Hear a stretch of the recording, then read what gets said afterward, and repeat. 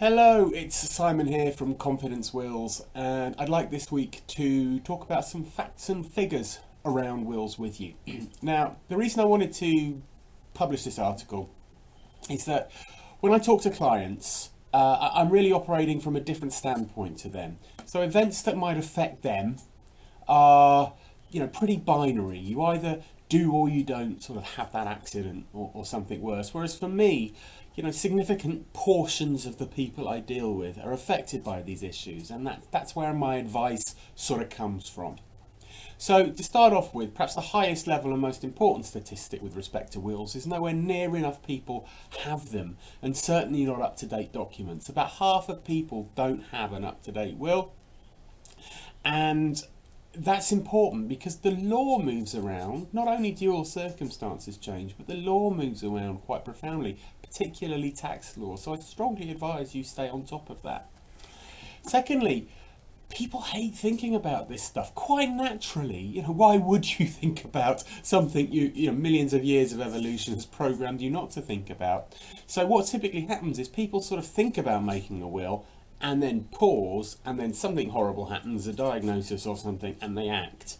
But there's plenty of room in there for something sudden to go wrong and for people to never have one in place when they need it. So take action now, as soon as you've got a bit of momentum going.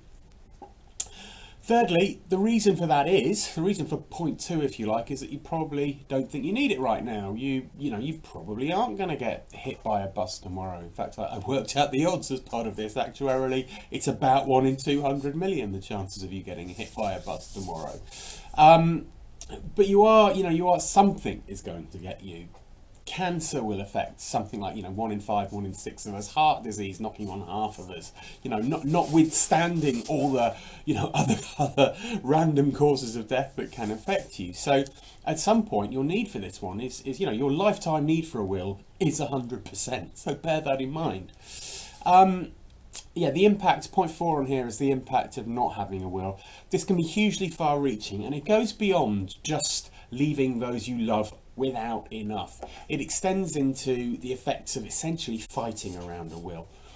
Arguments around wills are explosive, families fracture, people are trying to deal with practical issues whilst bereaved, and it can blow a family apart. Moreover, if it goes to court, everyone will lose. The average cost of a court challenge is £150,000, and people will blow tens of thousands before that in any case.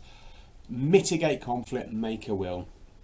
Finally, it's later than you think. Everyone is told, you'll probably live to 80, but that's just a 50% sort of death rate statistic. People don't really understand those numbers. When you're sort of in your mid-50s, the chances of you passing away in the next 10 years push up towards something like 1 in 10 as a whole population, and then you can multiply that up across multiple people, like 2 people in a couple, etc. So it's later than you think.